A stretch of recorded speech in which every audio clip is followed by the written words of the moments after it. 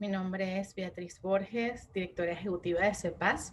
y les doy las gracias por abrirme este espacio para continuar con lo que ha sido la formación en el programa Estado de Derecho, Democracia, Derechos Humanos, donde estamos trabajando sobre lo que es la construcción del tejido social ciudadano, el activismo e incidencia efectiva en la reconstrucción del país. Junto a CEPAS y Habla Abierta hemos iniciado estos procesos de formación y en este pequeño espacio virtual estamos dejando algunas reflexiones que les permitan seguir la línea del curso virtual que hemos creado. En esta oportunidad me toca a mí hablar de lo que es la documentación en materia de derechos humanos y cómo esta documentación de violaciones a los derechos humanos en el caso de Venezuela ha sido importante para que se den a conocer las graves violaciones a los derechos humanos de carácter sistemático y cómo estas a su vez también han generado esta investigación sobre la presunta comisión de crímenes internacionales y mecanismos especializados para su investigación. Entonces vamos a trabajar durante algunos minutos estos conocimientos que nos van a permitir conocer un poco más nuestra labor o cómo puede ser nuestra labor en la documentación, pero además también conocer cuáles son esos mecanismos que se encuentran actualmente vigentes para la situación de monitoreo e investigación en el caso de Venezuela. Una de las cosas que hay que entender en cuanto a la importancia de la documentación es primero que nos permite registrar esta sistematicidad que se da en las violaciones. Cuando documentamos podemos entender cómo las violaciones se pueden dar de manera sistemática. Otra de las cosas importantes de la documentación es que nos permite elaborar expedientes que permite dar a estos organismos internacionales y también a los casos, en el caso de los organismos nacionales, información del caso y del contexto para poder buscar justicia en el caso.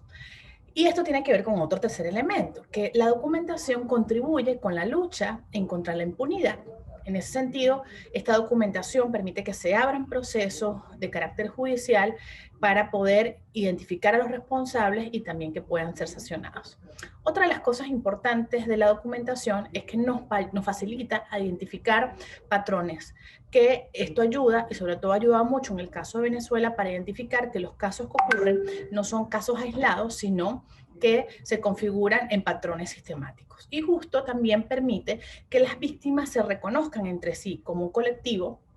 y puedan observar que su caso no es único, que también está ocurriendo y de allí se encuentran o se ubican estas políticas de carácter selectivo o políticas de Estado. Otra de las cosas que también ayuda es que cuando uno ubica estas situaciones de violación a los derechos humanos, también contribuyen a la posibilidad de desarrollar leyes o políticas que puedan dar soluciones a estas violaciones o a estas situaciones que están generando violaciones a los derechos humanos.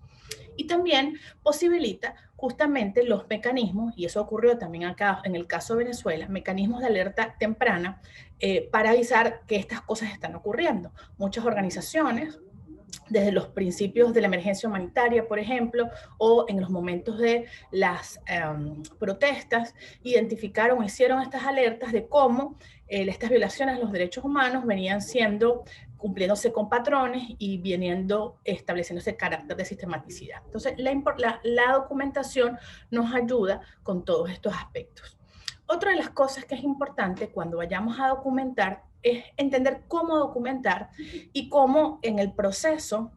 de la defensa de los derechos humanos, que son, siempre hablamos de las 3Ds, la documentación, la denuncia y la difusión, la documentación es la base de los otros dos, de la denuncia y la difusión. Entonces, es importante siempre tener como en cuenta estas preguntas que pueden ser como periodísticas, pero que ayudan al proceso de llevar escrito, que puede ser muy útil pues para todo el envío a los diferentes organismos, todo lo que ha ocurrido. Entonces es importante tener el qué, el cómo, el cuándo, el dónde,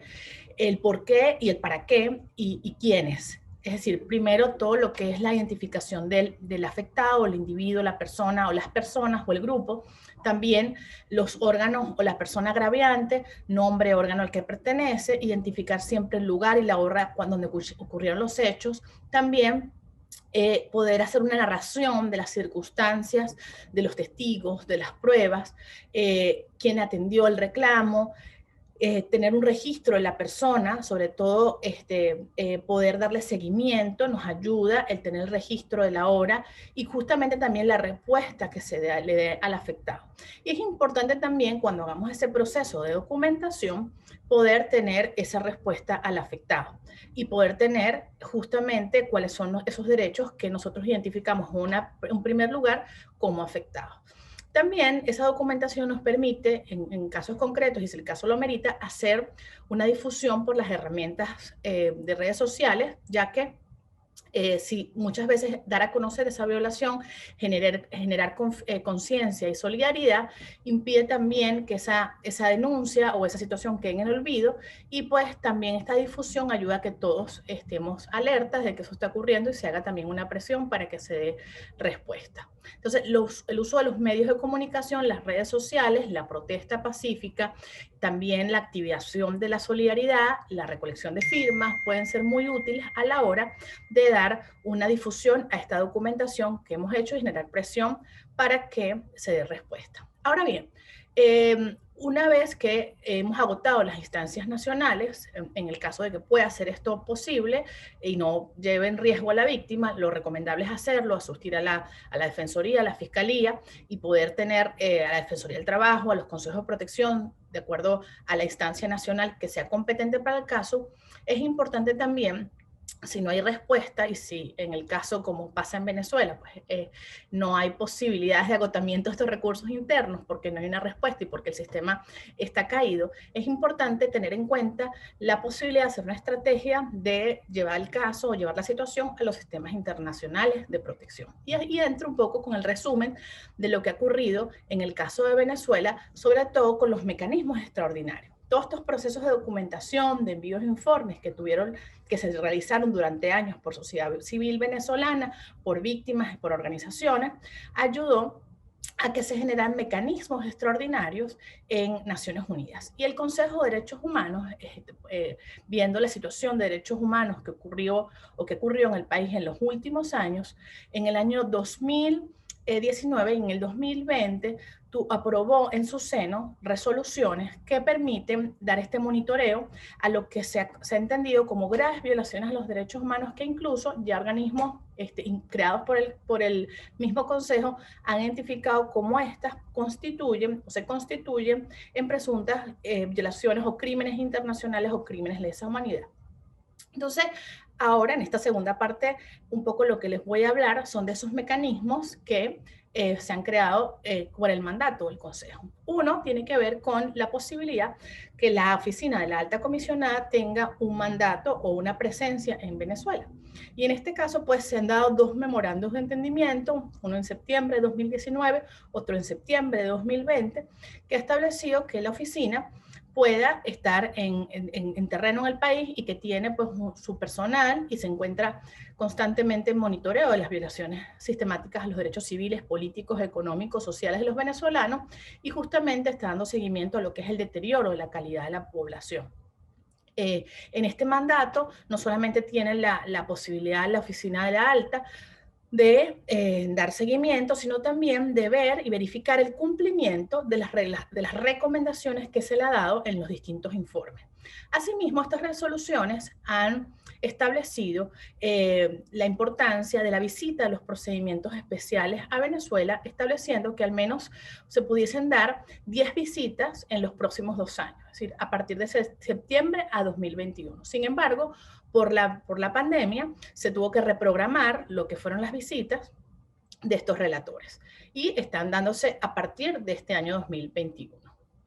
Luego, el segundo mecanismo es la creación de o la aprobación por parte del Consejo de Derechos Humanos de la Misión Internacional Independiente de Determinación de los Hechos para Venezuela. Es una misión que se creó con la mirada, en el 2019, en septiembre, con la mirada de investigar las ejecuciones extrajudiciales, las desapariciones forzadas, las detenciones arbitrarias, la tortura y los tratos crueles o degradantes ocurridos desde el año 2014. Y pues hubo un nombramiento y ya se dio el primer año de funcionamiento de la misión, y el año pasado, 2020, se renovó su misión y también la misión presentó un informe donde este primer informe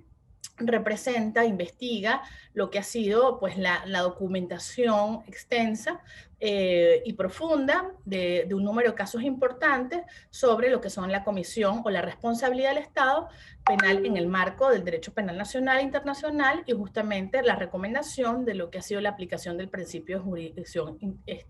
internacional. Y pues aquí se condena la perpetración de crímenes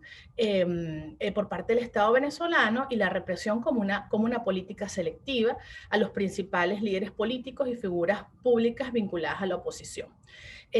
Venezuela, gracias a estos mecanismos, sigue siendo evaluada, sigue siendo monitoreada, y de allí la importancia de que sigamos desde la sociedad civil, desde las organizaciones de derechos humanos, documentando y enviando esta información a los organismos internacionales. Una de las cosas importantes que establecen estos mecanismos es que sí, efectivamente la situación se sigue complicando, no hay respeto, no hay cumplimiento de las recomendaciones, el Consejo puede seguir adoptando nuevas medidas para abordar pues, este incumplimiento de recomendaciones y poder proteger la situación de derechos humanos en el país. Creo que es importante que tengamos presente que durante el 2021 y el 2022 Venezuela va a estar presente en las sesiones del Consejo, sobre todo en la sesión 46 y 49, que son las de los primeros días de los primeros meses del año. Va a haber una actualización de carácter oral, tanto de la misión de determinación de los hechos como de la Oficina de la Alta Comisionada. Luego, en las sesiones de junio, que son la 47 y la 50, es decir, entre el 2021 y el 2022, los próximos 2 años, vamos a tener las recomendaciones o el informe sobre recomendaciones que va a seguir la Oficina de la Alta sobre el cumplimiento de las recomendaciones por parte de Venezuela. Y finalmente, tanto en septiembre de este año en la sesión 45 como septiembre del año que viene en la sesión 51, vamos a tener informes escritos presentados por la misión de determinación de los hechos. Entonces, de allí la importancia de que las organizaciones, la sociedad civil, los defensores, las víctimas puedan contribuir no solamente con la documentación, sino también con el aporte de esta información a estos mecanismos que actualmente están vigentes en la investigación de graves violaciones a los derechos humanos en el país.